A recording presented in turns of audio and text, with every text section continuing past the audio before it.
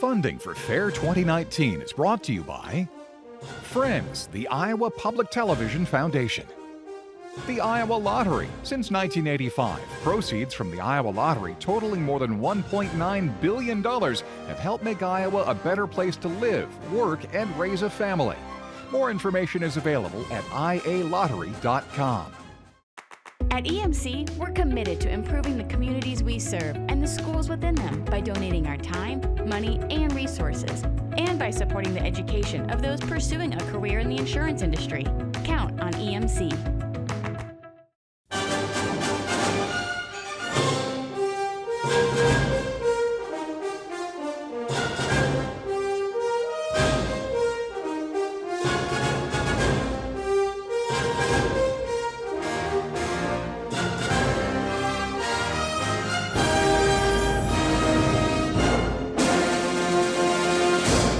Hi, I'm Bill Riley, and I'm a little sad because tonight is the last episode for our coverage of Fair 2019. I was thinking it's kind of like a roller coaster. You know, you get in the car, you get all strapped in, you start heading up that first big incline, pow, down that first hill, twisting and turning through an exhilarating ride, and it's been quite an adventure. But we're not done yet. It's only 5 minutes, guys. Let's go. We're gonna race the clock on a scavenger hunt with Abby Brown. We're gonna see some kids with kids doing yoga. Only 2 words for this one, super cute. And did you know you could win a blue ribbon by diving face first into a slice of pie and finishing it off before fellow pie eaters? Messy but fun. We're going to start the hour with one of my favorite state fair contests, and you know, there's nothing more charming than Pioneer Hall being filled with smiles and giggles as the kids tell their favorite jokes. And judges, are you ready? Okay, I think we'll just begin. We'll begin with number 258. What time is it when the elephant sits on your bed? I don't know. What time is it? Time for a new bed. So you all get a necklace that has a number on it, and then they will call your number, and you go up there and tell your joke.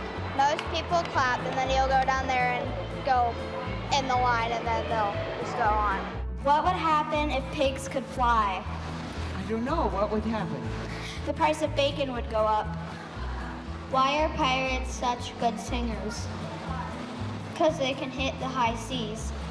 What does the cake say when it gets into a fight? I don't know. What?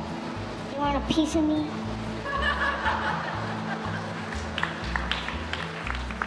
Why wouldn't the shrimp share its treasure?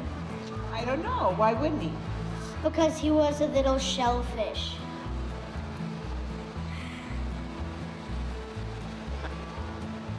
How many tickles does it take to tickle an octopus? Oh my goodness, how many? I don't know. 10 tickles.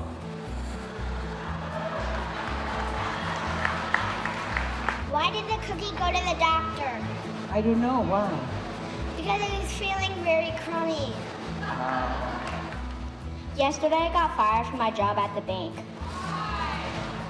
Because this lady asked me to check her balance, so I pushed her over. Why was it so hot after the soccer game? Because all the fans left. Oh, good one. Why do you like telling jokes? Because it makes people laugh and I bring joy to people.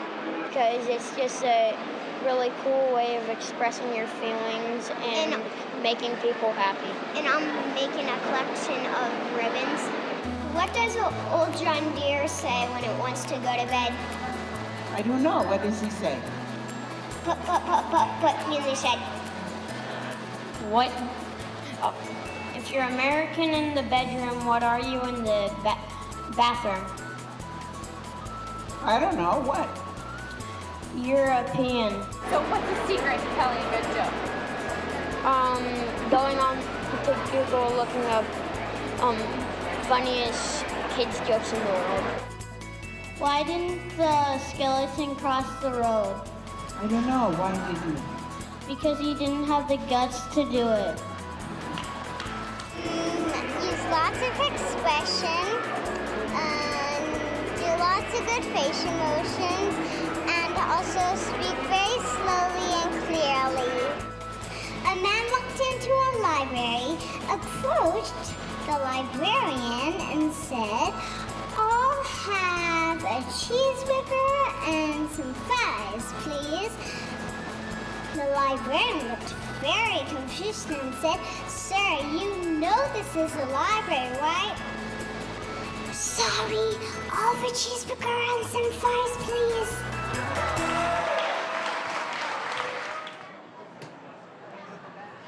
Using pawns, knights, bishops, and a king and a queen, it's a game of strategy on the porch of the administration building.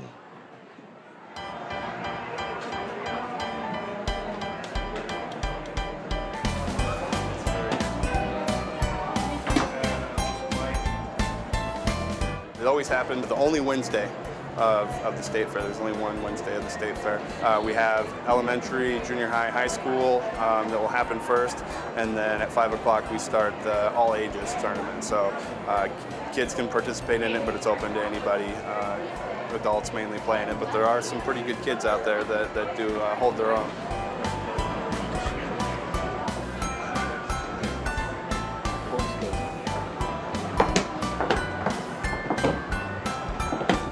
Just gets my brain going, and it's just a really fun sport to play. I started when I was little, and then I kind of got out of it and stopped enjoying it after a while. So now I started back up playing, just going to classes and stuff.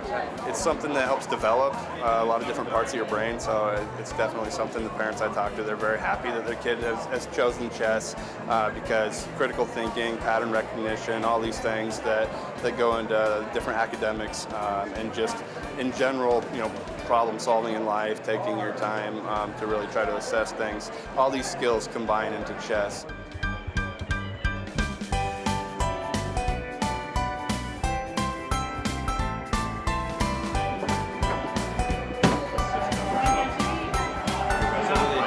Play less aggressive, definitely. I was too aggressive in the first game. I got beat pretty bad, so now I just know to stop being so aggressive when I play. I won the first match really fast.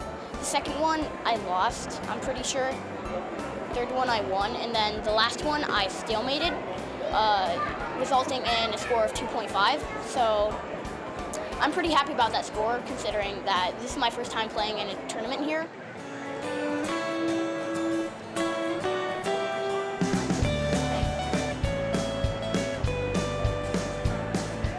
It's been a little over 10 years, and I just like the excitement and the creativity that goes into the different combinations.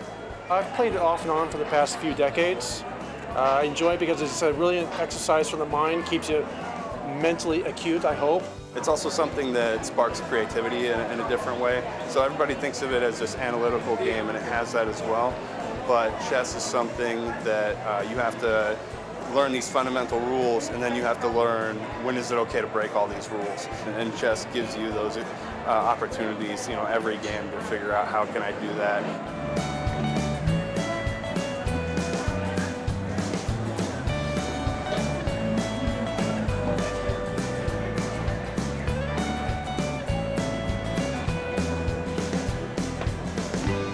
I enjoy the competition, the person-to-person competition of the sport. I like playing against another person, not against another machine, a computer, as you often get on the online games sometime. So when I get a chance to come here and play against another human, I really do revel in the chance and opportunity to do so.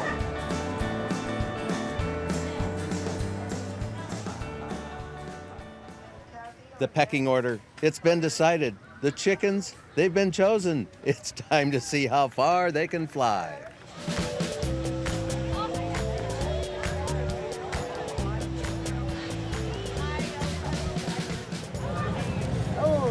Oh, those are heavy. They're all the same. They're all the same. Underhanded, overhanded, however you want to do it, but not by the legs or neck, or you will be disqualified.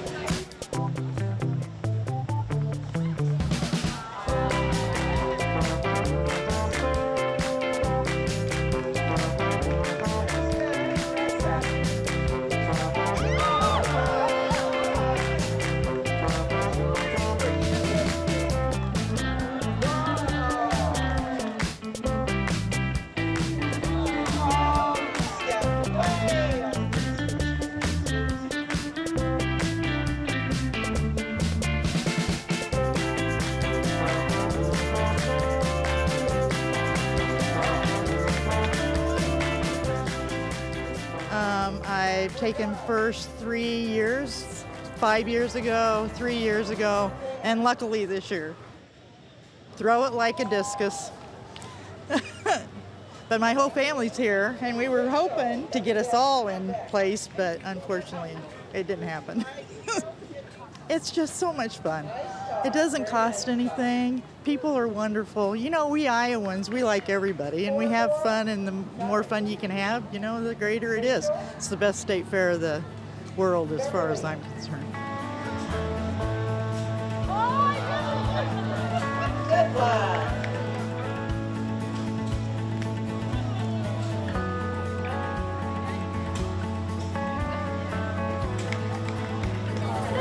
And Maggie on deck.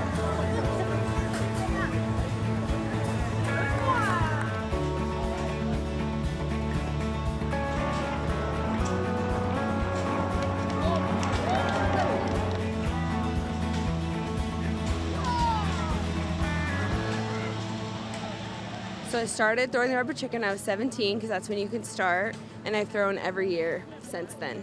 7 years. I've tried throwing overhand, underhand, and it's just not gone well. Hitting the tree, sliding from not being planted. Today I did the underhand. So I just planted myself and I threw underhand. Well, I wasn't going to do the rubber chicken. I was going to go hang out with my friends. Mom made me do it. Marissa Sharp with 60 feet. So I told her I had to beat her, and I did. You should always listen to Mom. I think you went over, dear. I'm sorry. Thank you, Betty. Thank you very much.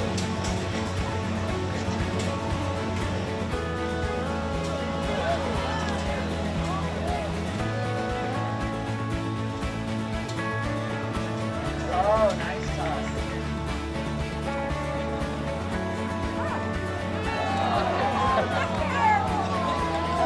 Sharon LeBron. Good one, Linda. She has been throwing her bricks around. Good job, Dorothy.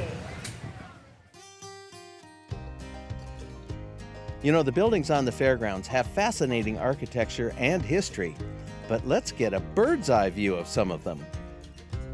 Since we have such a variety of buildings that date way back in the late 1800s up to today, I think it's the juxtaposition of those facilities and their age that really bring that history to life, and it caters, I think, to a very, very large audience. And I just don't think you can do that with just a modern facility where everything was all done at about the same time. So we're really lucky that the support that we have and the popularity that we have, and really hope that continues.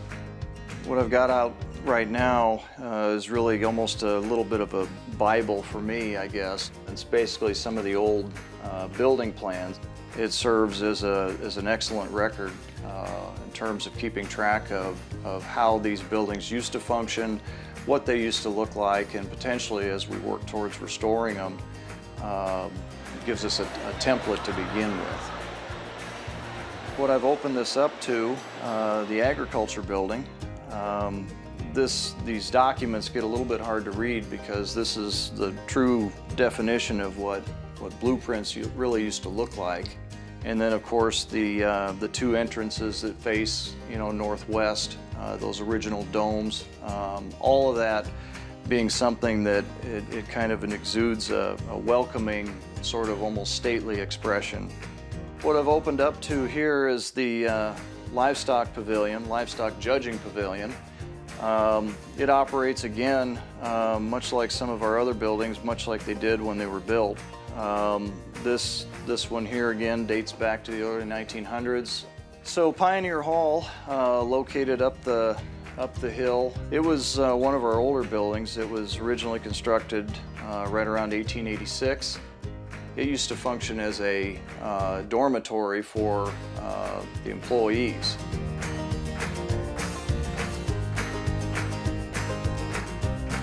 Right here is the original floor plan of the grandstand and educational building, more formally now just being called the grandstand. It was a facility that was built right around 1909. Actually, the original building was much different than what we see today, because back in the late 20s, they added on additional sections of seating both to the east and the west, increased the capacity, bringing it up to about 10,000. At the same time, once they did those east-west expansions, they built that south facade that kind of knitted all this together. Jacobson was done back in 2009. The Jacobson Center, multi-purpose facility, certainly during the fair, focuses on our horse shows. One of the attributes inside that was quite a conversation back in several years ago was integrating that skylight into the main part of the space. Those quilt blocks that you see installed on that building are representative of all 99 counties in the state of Iowa. For me anyway, I really like the connection that that building has to this entire state, which certainly makes a lot of sense being the Iowa State Fair.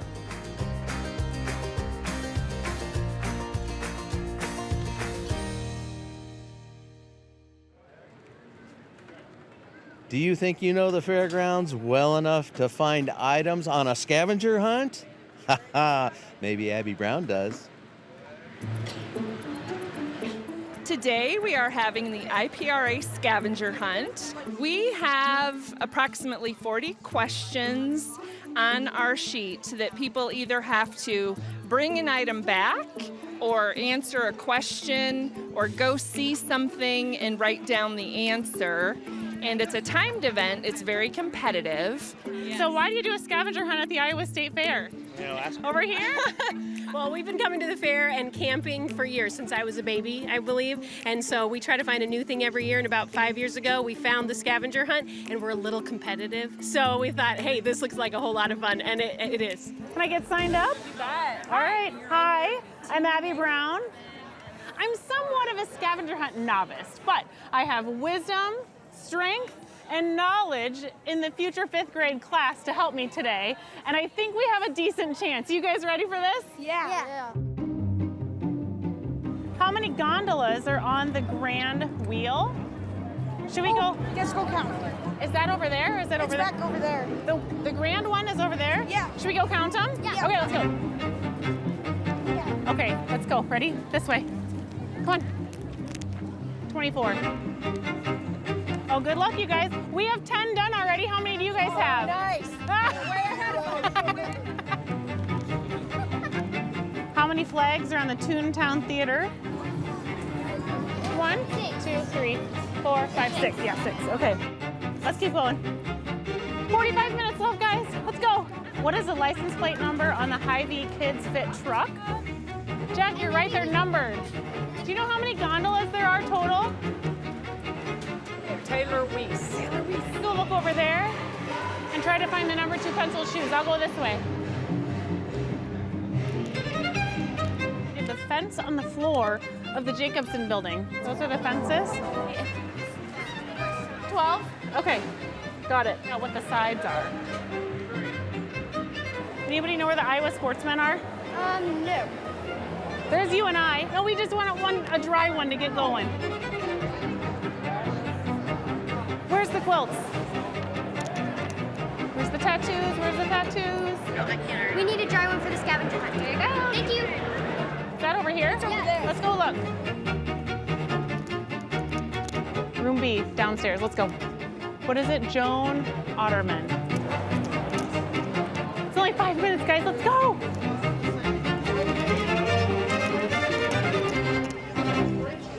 All done. Yeah, well, I got a lot of funny looks on the scavenger hunt, probably because I was so sweaty and running, but it was worth it. I feel like we need a drum roll. Team number 24. How do you feel? It was amazing. It really was a good time. It's hot and exhausting, but it's a great time. There was some fierce competition out here, so you guys did great. Congratulations. Thank you so much. It was a nearly impossible task, but you were smart, you were fast, you were studying. We learned a ton about the fair. It's a beautiful day, and we definitely had a great time. Let's join Dean Borg as he uncovers some more fascinating history in tonight's Fair Flashback. One of the icons of past fairs was the Farm Gadget Show, displaying the ingenuity of Iowa's farm population. The late Chet Randolph, who went on to host Iowa Public Television's Market to Market, tells us about it. You can see there's a lot of interest here at the Farm Gadget Show, just north of the Horse Barn and south of International Place. The Farm Gadget Show, sponsored by Vocational Agriculture. Well, I believe the best way to see these is just to look at them individually, isn't it? Keith Wells, we'll start right off with the Open Class champion here, huh? Yes, I'd like to introduce to you Keith Weber here. Keith is a winner of the Open Class Show. We have about 6 classes, and he's a winner of this #1 class. Well, Keith from Stockport here, tell us the features you built into this. Well, it's an adjustable loading chute. It adjusts from the pickup bed to the truck bed height. It has solid sides and makes it for easy loading on confinement hogs, and still it's wide enough to load heavy cattle. And you got a slant on the sides. That's right. That prevents turnarounds when you're loading fat hogs. Over on the north row, we have another winner, and now this is a big old 6-row corn head, but actually the feature is around the back, isn't it? Yes, the new parts that he had at the back there, that does the job for him for a gadget. And even from the back, it looks like a normal corn head until you begin to look down, and as you look down here, you see that we have a cutter for the stalk. Now the stalk then is cut off and comes into the big auger, which feeds it into the center, and then that stalk is windrowed so that the baler can come along. You know, my neighbor and I just worked an hour to pull a corner post the other night. I wish we'd have had one like this. Now, this was in the gadget contest and a good post puller. Yes, Keith Weber won this 2nd place in the gadget show with this. Well, wait a minute, Keith, that's the same man that we had on just a minute ago. Yes, this is another entry, and he received 2nd on this. Boy, and tell you that, you like simplicity, and that sure is it. Very sturdy, very simple, and it only takes him a few seconds per post. Yep, good enough. Keith, this is the winner here, isn't it? Yes, this is the winner. This is Mark Gehring from the Fairfield FFA chapter with his sheep grooming stand. And again, it shows ingenuity, good workmanship. Yes, and very flexible and very handy for Mark in grooming his sheep. First place winner. Let's move on and get one more winner in here, and let's have your name. Lauren Wenzel. From? Belmont, Iowa. Okay, why don't you tell us what your winning exhibit was here and what moves? This is a backsliding gate, and you can slide it from one side to the other for easier opening and easier letting in the livestock. And you also pull these pins and open the gate if you're out in the patch to unload a bunch or whatever. And it's primarily a small hog trailer. You can take the sides off and use it as a small implement trailer. Okay, congratulations on winning on the VOAG Award. I'm Chet Randolph reporting from the Gadget Show that's had a lot of interest here. Well, the Farm Gadget Show is gone from the fair, but not ingenuity. You'll see plenty of it at the Iowa State Fair. They say we eat with our eyes first. If that's true, we might be too full to have a slice of these stunningly decorated cakes. If there's one event that is a sight to behold at the Elwell Family Food Center, it's gotta be the Decorated Cakes competition.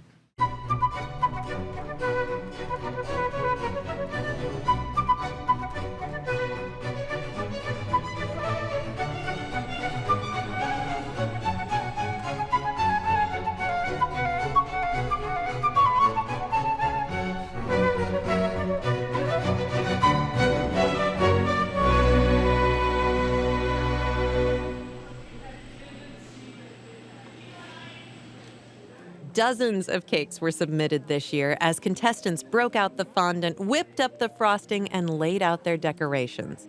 Well, there's making, and then there's designing and creating. Achieving perfection through their sugared medium is no easy task.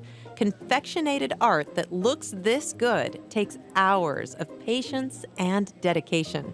Making it took me, I'd say about 40 hours. This one took me 2 days. 4 or 5 hours, probably. I did it in sections, so maybe about 5 days total.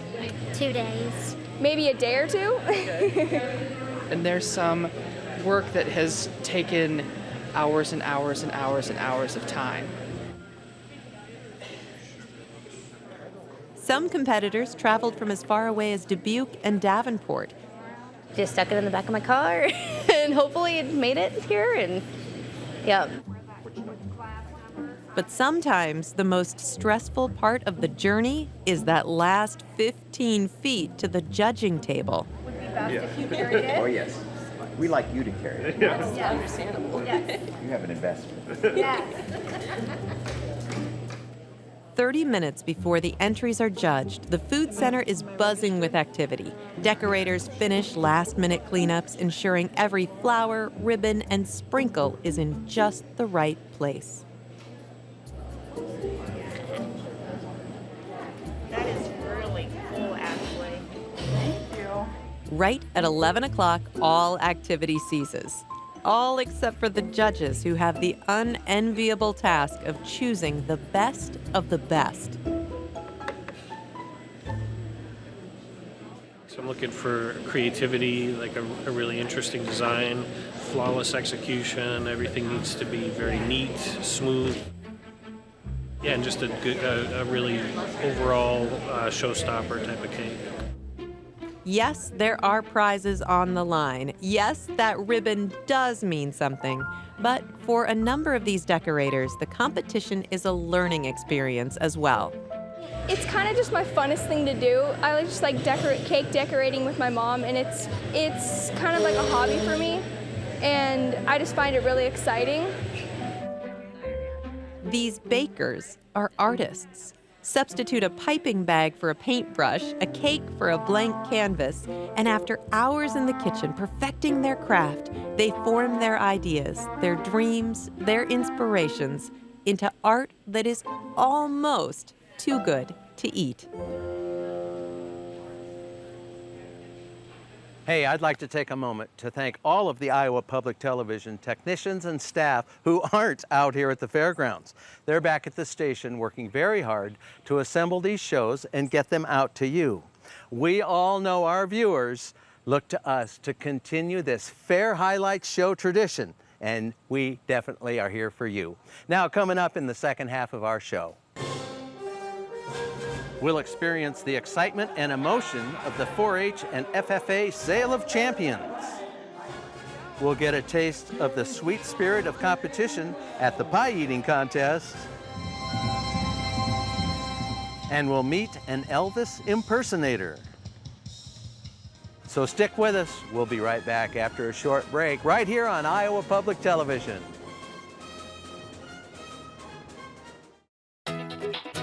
The Riley stage was alive today as the last semi-finalists performed. Here's a look at some of the young Iowans you'll see in the finals.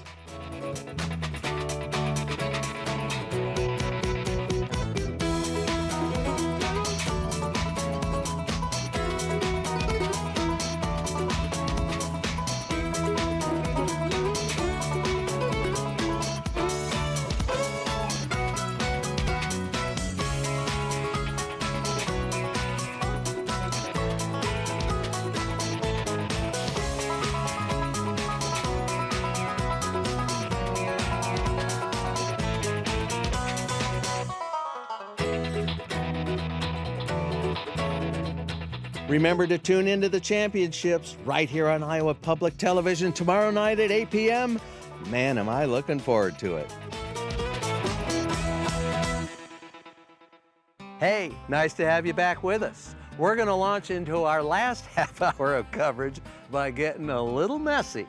Okay, no hands. You can only use your mouth. Well, you can use your face too if you can figure out how. And try not to get any up your nose. Good luck.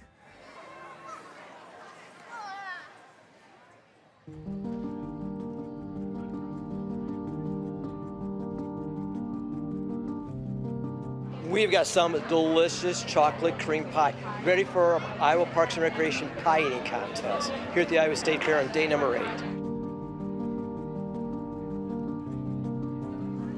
It's a chocolate crust with a chocolate filling. We got whipped cream on top, and we got chocolate shavings on top. So this is a chocolate connoisseur's favorite. Probably the one thing is not to eat a lot of breakfast, but rather take as big a bites as you can, but to swallow slowly. We've had people that have issues if they don't swallow slowly.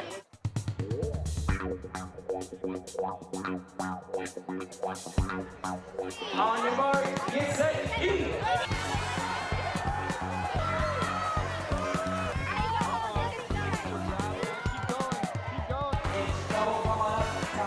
I get to come to a lot of contests and give out ribbons, and we're getting ready for some pie eating contest. I'm just hoping to have fun. I think I'm gonna do it with some kids, so we'll all just do it together. I got bubblegum all over my face a few minutes ago, so this will be pretty interesting. I'm hoping some napkins are close by.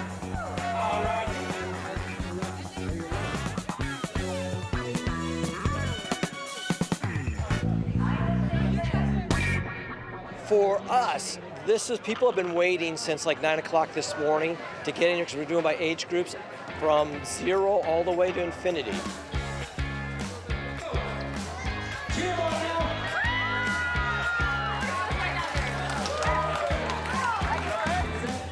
I don't know why. It's just one of those innate things about human nature is wanting something delicious, something nutritious, because it's got lots of sugar in there, but it's also got lots of calories, which you're going to need lots of calories here at the Iowa State Fair because you're here all day long.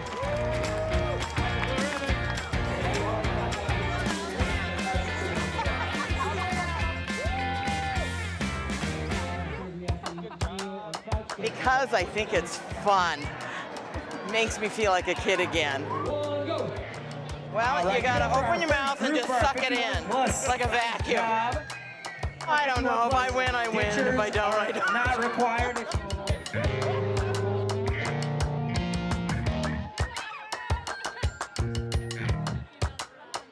Well, we're planning on getting a lot all over our face so there's less to consume. More ear to ear than in the mouth. That's my procedure. Suck it all in. Yeah. Retract our teeth, reverse our lips, and go like crazy.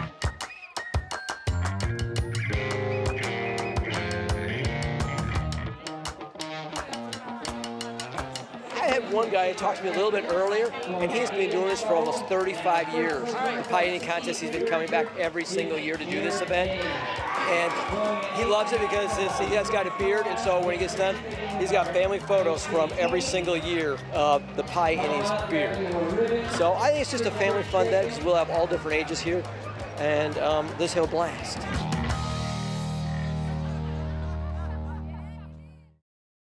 Even though Elvis passed away 42 years ago this month, with the help of these impersonators, his iconic style and music will live on and on. John Lennon said before Elvis, there was nothing. Elvis was my hero ever since I was a kid back in the 60s. You know, every kid wanted to be Elvis, you know. Look out. And I started out in gospel music and then started playing rock and roll, 50s and 60s and 70s rock and roll.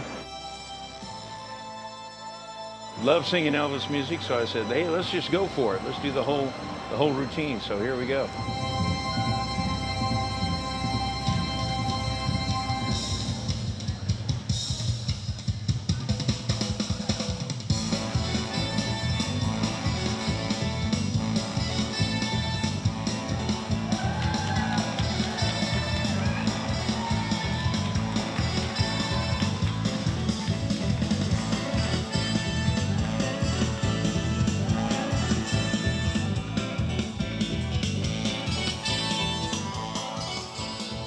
Well, I'm the pastor of Eagle Vision Church, south of Blank Park Zoo.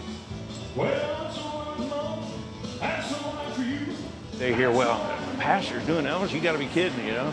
Yeah, well, sure, why not? Why not? Why not enjoy life?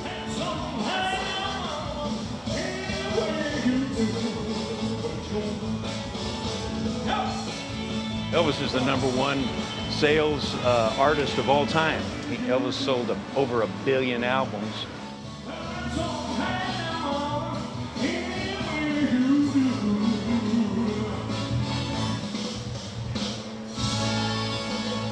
It reaches people. Who doesn't know Elvis, you know?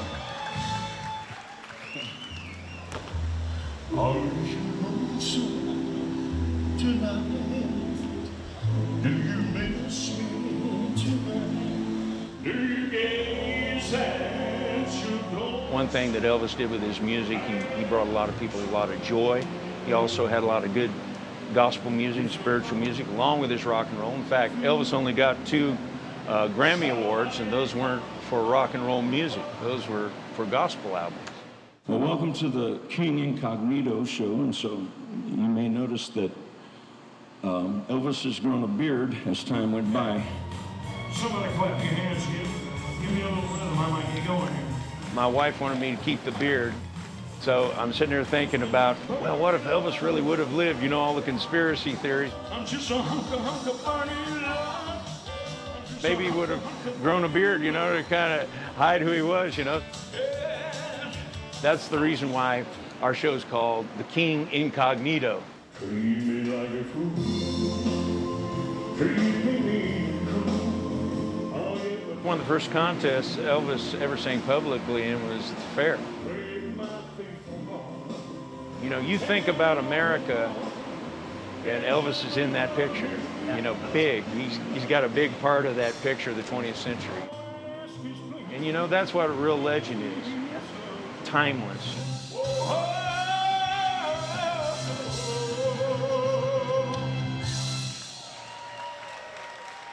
Well, thank you very much. Thank you. Thank you very much. Hey, volunteering can give you a sense of pride and happiness. So when a whole family volunteers, that has to be one happy family. So our club is the Carlisle Trailblazers. We've been around for about 6 or 7 years. We broke off from a really large club and decided we wanted to concentrate more on community service, communications, and more of the project areas that were in the building.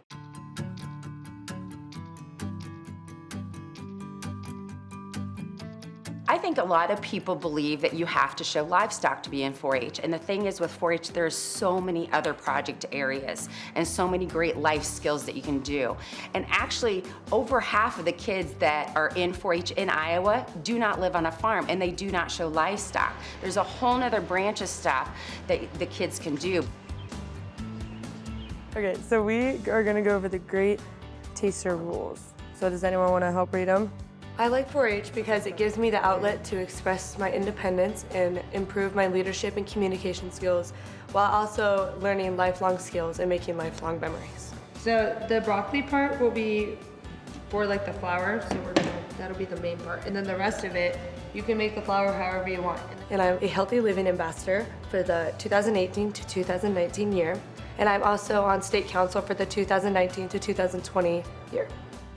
I wanted them to be in 4-H because of the many things that I learned. I wanted them to have those same experiences, be able to get up in front of an audience and talk. I wanted them to learn about the different aspects. We kind of make a joke that you can turn anything into a 4-H project. And sometimes you learn the things that you don't like to do. Like I learned I don't really like to sew. I like to be in 4-H because there are so many different things you can do with 4-H. You can do leadership roles, communications with talking, and community service, and it's all just a way to help you become better in life. Because sometimes in projects, like, things don't go right, so you have to figure out a different way to do it. I've been in 4-H for 2 years. I like to do stuff in my club, and this is my first year of being a reporter in my club. I like to be in 4-H because I love to do projects, and I love to do food for 4-H, and then I love to do community service.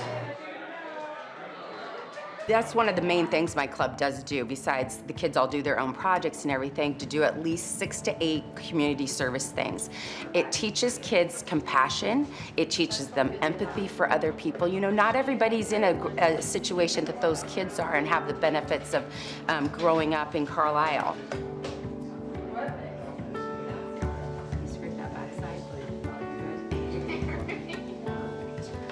Our club does a lot of community service projects, so we've done Ronald McDonald. We decorate cookies and give them to places around the community in Carlisle, and we've also donated blankets to Ronald McDonald and the hospitals in Des Moines. I have been on many national trips, and volunteering at those national trips has shown me what impact we have on people in the community there.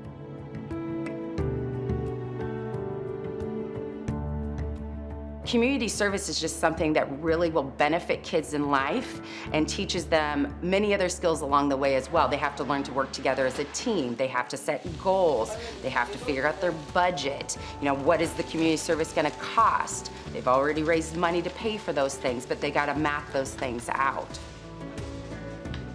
There's just so many great life skills that 4-H teaches, and I wanted the kids to experience that.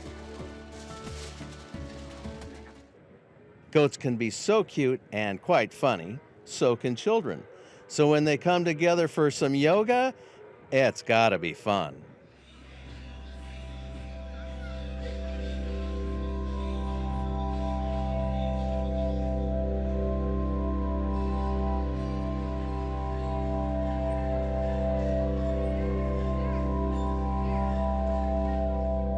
I didn't exactly have breakfast yet, but it's only because I just had to get to goat yoga.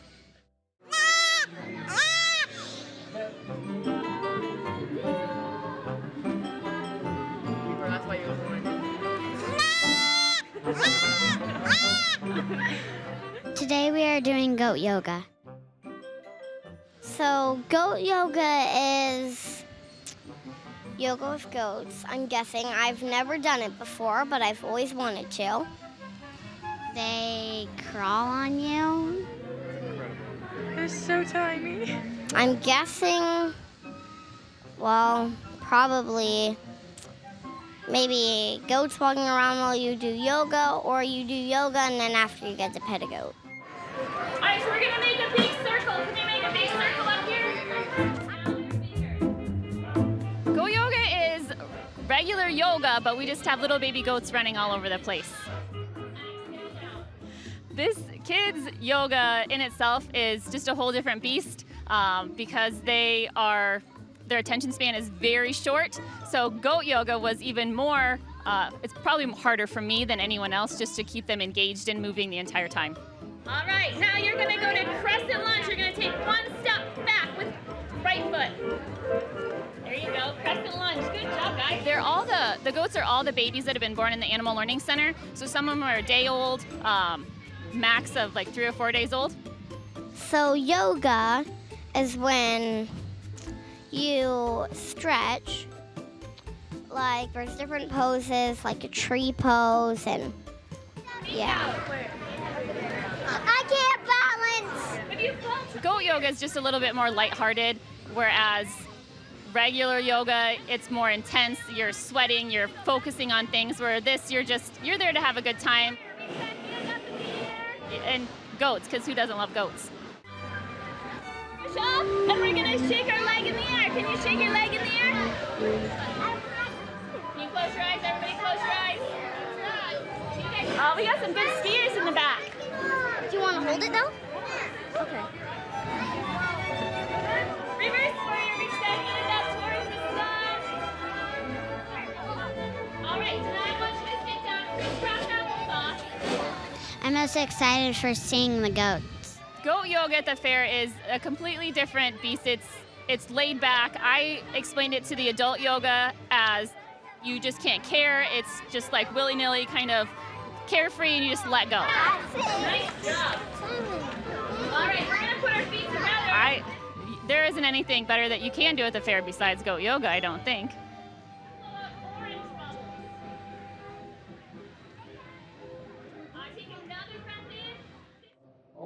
It's time for the 2019 Sale of Champions. What a whirlwind of excitement and emotion for these 4-H and FFA students and, of course, their families. Welcome to the 2019 Sale of Champions. The sale is already underway and Colonel Conover has the call. First up, the Grand Champion 4-H Market Steer. Hunter Locke from Packwood in the ring. Sold him $27,000. He said no. $27,000. Congratulations, Hunter. Next up, Dalton Shanks of Colfax with the Reserve Grand Champion 4-H Market Steer. Sold him $23,000 on him. $23,000 for the Reserve Champion 4-H Market Steer. Here comes Abby Henderson from Adel with the Grand Champion 4-H Market Heifer.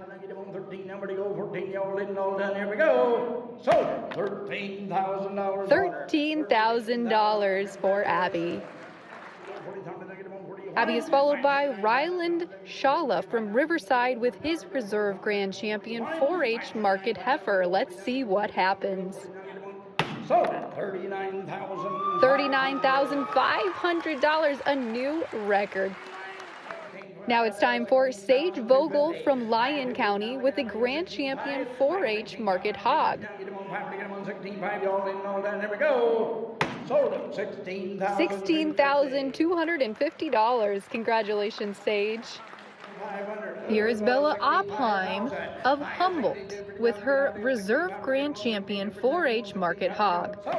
$62,500. Wow, a new record for all species. Congratulations, Bella. Nicholas Edwards from Huxley is bringing in his Grand Champion 4-H Market Hog. Here we go. $22,500. Congratulations, Nicholas. Now Tate Linton from Sioux City with his Reserve Grand Champion FFA Market Hog. $23,750. It's Haley Hindman of Albia with her Grand Champion 4-H Market Lamb. Exhibitors receive 75% of the proceeds, and the remainder goes back to the IFAA for scholarships and administrative expenses. $10,000. Congratulations, Haley. Reserve Grand Champion 4-H Market Lamb is being led around the ring by Madison Rule of Haywarden. $8,500 for your Reserve Champion 4-H Market Lamb. Brooke Kusel of Brooklyn is entering the ring with her Grand Champion FFA Market Lamb. This is her second year for the award. $9,000. Congratulations, Brooke. Here's Phoebe Sanders from Eagle Grove with the Reserve Grand Champion FFA Market Lamb. $16,000 for Phoebe. Now it is on to the meat goats and Max Petzenhauser from Roland with his Grand Champion 4-H meat goat. $22,000, a new record for the Grand Champion 4-H meat goat. Here's McKenna Potter from Griswold with her Grand Champion FFA meat goat. Let's see what happens. $21,000, another record for the Sale of Champions.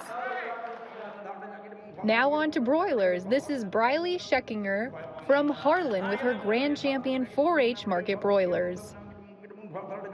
$11,000, another record. That makes 5 this sale. And the final sale of the day is Hayden Weber of Winthrop with his Reserve Champion 4-H Market broilers. Anyone, everybody, 11.5. So $11,000 on them right here, 11,000. And that's how we finished up. Congratulations to all the exhibitors and all the winning bidders. Yeah, I know a lot of people like the blooper reels. We've had 1 or 2 positive comments on it. Well, maybe 100, but that's not the point. The point is, in 2019, I didn't make any mistakes, so I hate to disappoint, but there's no bloopers. Wait, what? Hey, I'm Bill Riley. Not hey, hi. Hey, guys. Hey, hey, y'all. Howdy. It's Bill. FFA members learn leader.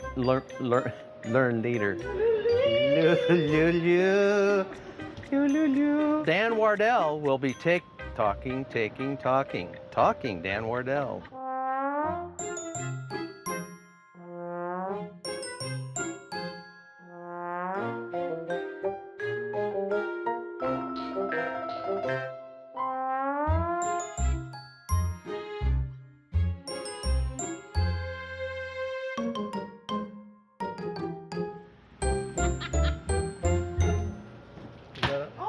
Did I get him? I got me. This is a blooper-free zone. Welcome back, everyone. I'm Bill Riley. Now I can't even say my name. Decades-old tradition of bringing the... We love you. Yay. Yay. Yay. Yay. Nice.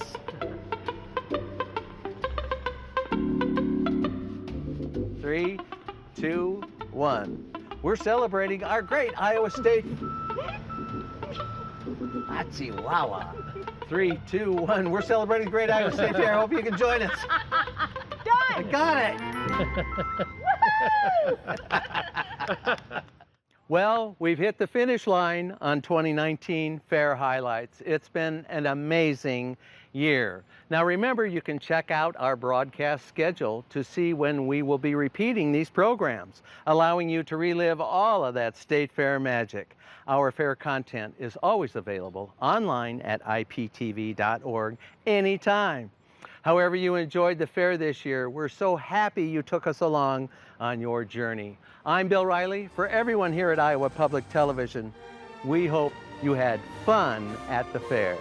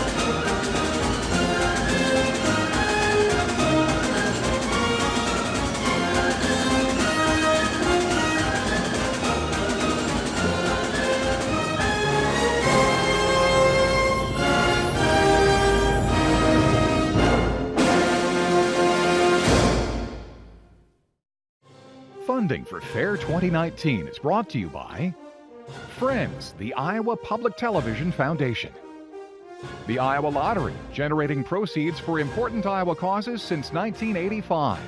Each year, lottery proceeds provide millions of dollars to the state programs that benefit all Iowans. At EMC, we're committed to improving the communities we serve and the schools within them by donating our time, money, and resources, and by supporting the education of those pursuing a career in the insurance industry. Count on EMC.